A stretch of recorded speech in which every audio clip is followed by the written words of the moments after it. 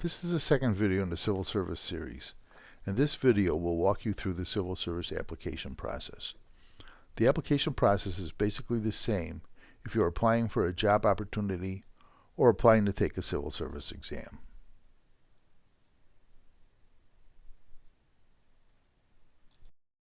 Each process begins with the Niagara County Employment page. Open your internet browser, search for the Niagara County website, and then select the employment header. This is the screen that will be displayed. The links that get to the current exams or job postings are both at the top of the related links section on the left-hand side of the screen. The application process for both are identical until the end, where the current exam path has extra screens for submitting a payment. For the purposes of this video, we will show the job posting path to begin. The employment opportunity screen is displayed once you select the job posting link, and it displays all current opportunities. Most of these are non-competitive positions, which require specific skills, education, and/or experience that cannot be tested with an exam. There may also be some competitive positions listed when the list for those eligible candidates that took the exam has run out. You can click on any of the job titles that have the job posting displayed so that you can review the job in detail. If you're interested in applying for a position and you meet the minimum qualifications, simply click on the Apply button on the right of the title to begin the application process. Each application process starts with the login screen. The first time through, you will register your account, and each time afterwards, you should simply log in to our application. If you are an existing applicant and have lost your password, the system will prompt you through the recovery process. Once you have logged into the system, the employment portal screen will be displayed. Please note, it is important that you take your time as you complete each screen and enter all information. The information may not be needed for this application, but could be crucial in qualifying for your next opportunity. Also, the information entered through this application process is used by Civil Service to ensure that you meet the minimum requirement. This initial screen will display the position you are applying for, the minimum qualifications for that position, and any special requirements that may be needed. Review these minimum requirements carefully to ensure that you meet them. Civil Service reviews all applicants, and if you do not meet the qualification, your application will be disapproved. If your application is disapproved, you'll be notified via email and have the opportunity to supply additional information.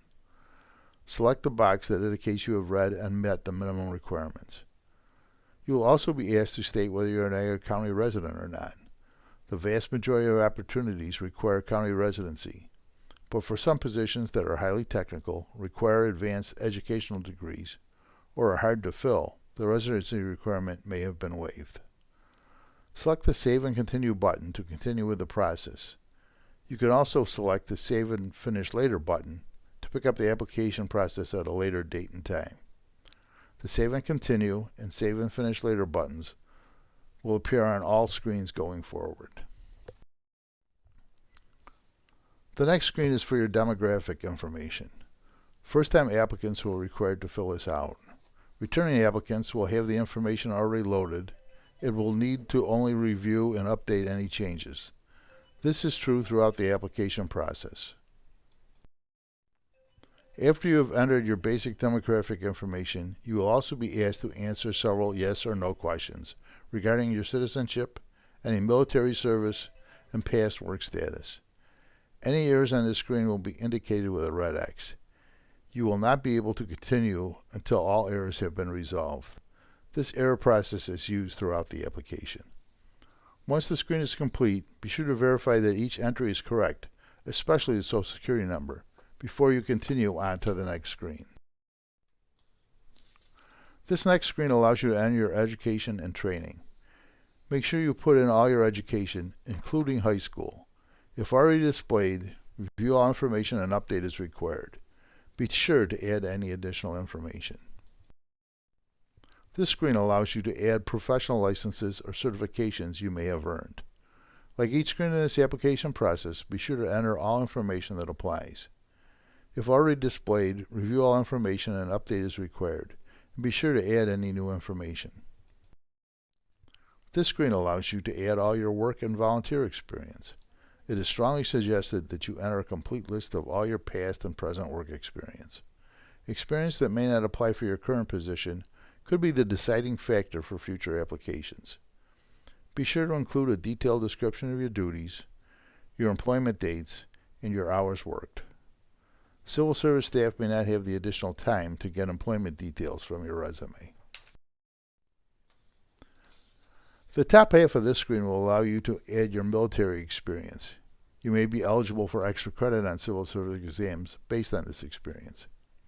If you are not a veteran, select the Skip This Section button at the top of the page to go to the Crossfiler section of the screen. Veterans, be sure to fill this out completely and attach a copy of your DD-214 form. Instructions on how to load the form will be given later in this video. Disabled veterans must also include a copy of your Disabled Veterans Benefit Letter.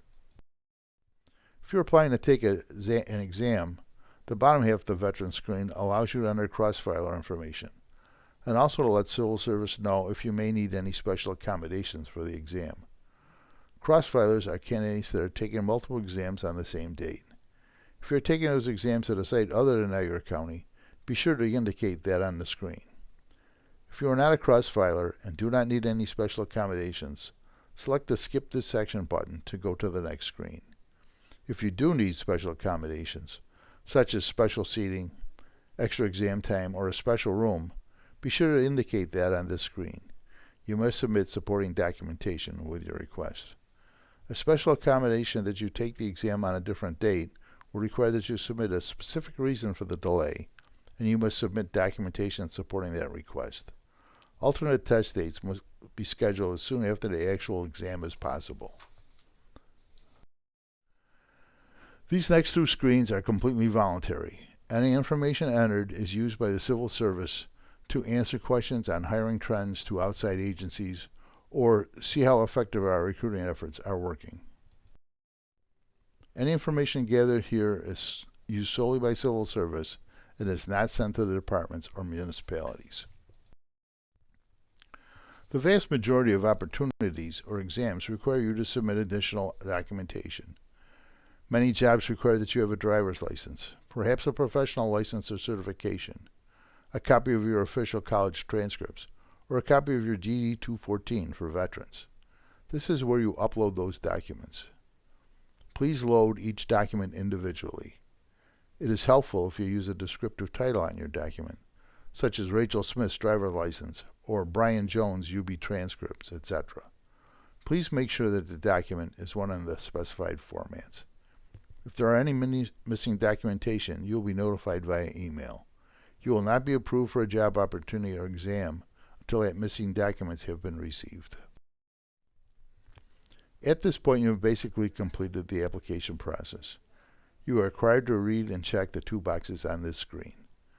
The first box confirms that all information supplied on the application is true and correct. The second box is the constitutional oath required for government employment. If you are applying for a job opportunity, you would submit application button at the bottom of the screen, and your application is complete. If you're applying to take a civil service exam, you'll continue on to the payment screen. This is the first of the payment processing screens. To take a civil service exam, you must make the required payment or apply for a fee waiver if you qualify. You may either pay via check, pay in person at the Civil Service Office in Lockport, or pay via credit card. There is a $2 transaction fee if paying by credit card. To apply for a fee waiver, check the box on the screen. To qualify for a fee waiver, you must meet one of the criteria: be unemployed and head of your household, be eligible for Medicaid, receiving Supplemental Security Income, SSI, or receiving public assistance. Once you check the fee waiver box, you will go to the fee waiver screen. If you opt to pay via check, select the Pay with Check button at the bottom of this page. This application process will complete, but you will not be allowed to take the exam until you mail in the required payment. Also, please note that if you fail to submit your application fee, you will not be able to take any further exams until you receive that outstanding payment. If you opt to pay via credit card, select the Continue with Payment button, and you will go to the credit card payment screens. If you requested a fee waiver, read this screen carefully and check all boxes that apply. Be sure to check the attestation box at the bottom of the page. If you qualify under one of the options, you will not be required to pay for the exam. However, if it is determined that you do not qualify for the fee waiver, you will not be allowed to take the exam. You will be notified via email if an issue arises and given the opportunity to address any concerns. Select the Submit Application button at the bottom of the page to complete the application process. If you selected the Continue with Payment option on the initial payment screen, this is the first credit card screen. This screen will list the exam you have applied for and the amount of the fee to be charged. We accept credit card payments from any of the companies listed at the bottom of the screen. Be sure to enter your email address so that we can send you a payment confirmation. Select the I accept button to continue. Enter in all the required information to process your payment. Any errors will prevent the payment from processing. Select the Verify button at the bottom of the screen, and this will complete your application process. In summary, this online application process is the same as filling out a paper application, with the exception that once the information has been entered, it will not need to be re-entered for future applications. All information on the screen is kept strictly confidential.